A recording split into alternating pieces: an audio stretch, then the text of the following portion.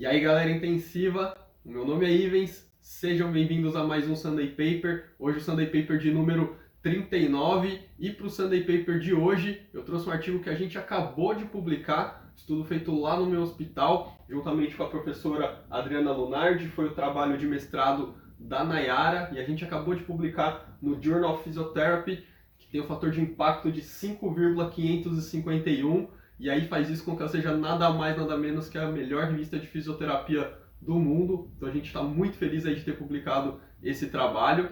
Então a gente sabe essa relação entre atividade e envelhecimento. A gente sabe que com o envelhecimento o indivíduo vai ficando cada vez menos ativo, porém é importante a gente manter os nossos idosos o mais ativo possível. Por quê? Porque esses idosos ativos têm menor morbidade e mortalidade. Então, por exemplo, tem uma mortalidade 30% menor naqueles idosos ativos sem doenças crônicas e 47% menor naqueles idosos ativos com comorbidade. Então a atividade física é protetora para o nosso idoso. A hospitalização traz aí mais uma questão. Então, tradicionalmente, o comportamento sedentário é muito comum no indivíduo que é hospitalizado, ainda mais naquele indivíduo idoso. Isso faz com que ele apresente perda de força, funcionalidade, perda, independência para realizar suas AVDs. E aí, pós-alta, o que vai acontecer? A gente vai ter um indivíduo que está incapaz e com uma chance de morrer maior. Então a gente tem que ficar atento a esse indivíduo idoso hospitalizado para que não tenha essas consequências pós-alta. E aí, como a gente tentou melhorar isso? Qual que era a hipótese, né? Que ter a orientação do fisioterapeuta sobre a importância de permanecer ativo melhoraria o nível de atividade, a mobilidade, a força, o tempo de internação e as complicações nesses pacientes idosos. Então a gente fez um estudo aleatorizado, controlado, com alocação oculta, avaliador cego e análise de intenção de tratar. Quem que era a nossa população? Então, pacientes clínicos, especificamente a gente pegou os pacientes internados nas enfermarias de clínica médica e de pneumologia lá do hospital, com idade maior que 60 anos e internados no hospital há menos de 48 horas. Grupo intervenção recebia uma sessão de orientação com o fisioterapeuta de 20 minutos, onde ele recebia também um folheto com orientações a respeito do qual o problema de ficar só no leito, de ter menores níveis de atividade física e o que ele poderia fazer para evitar isso. E o grupo controle não recebia nenhum tipo de orientação. Resultados, né? O que a gente queria avaliar? Nível de atividade física, mobilidade, força muscular, tempo de internação, complicações e as barreiras para se manter ativo durante a internação. Então foram 68 pacientes alocados em dois grupos, um grupo controle com 35 pacientes, um grupo intervenção com 33 pacientes. E aí, durante a sessão de orientação com o fisioterapeuta, o paciente recebia uma cartilha. Então, dos pontos fortes da nossa pesquisa é que é um tipo de intervenção praticamente sem custo. Então, a gente imprimia uma cartilha no computador lá da própria enfermaria e entregava para o paciente. Então, lá tinha uma cartilha perguntando como que o paciente estava realizando as tarefas dele do dia a dia, se ele estava tendo algum problema, alguma dificuldade, explicando para ele os problemas, né, da internação, de baixos níveis de atividade física e mostrando o que a atividade física tinha de ganho e como que ele podia fazer isso. Então, uma cartilha bem simples até entregue para o paciente.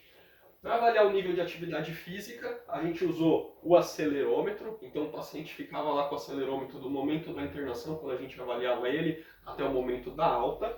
Para avaliar a mobilidade, a gente usou o The Morton Mobility Index, que é uma escala aqui de mobilidade, e para avaliar a força muscular, a gente utilizou o hand grip, né, o dinamômetro de preensão palmar. Resultados. Quando a gente olhou aqui para o número de passos médios que esses pacientes davam durante a internação, o grupo que recebeu a orientação dava mais passos do que o grupo que não recebeu nenhuma orientação. Então ele dava aqui 4.945 versus 3.971 passos, que dá lá uma diferença de quase 1.000 passos entre o grupo intervenção e o grupo controle.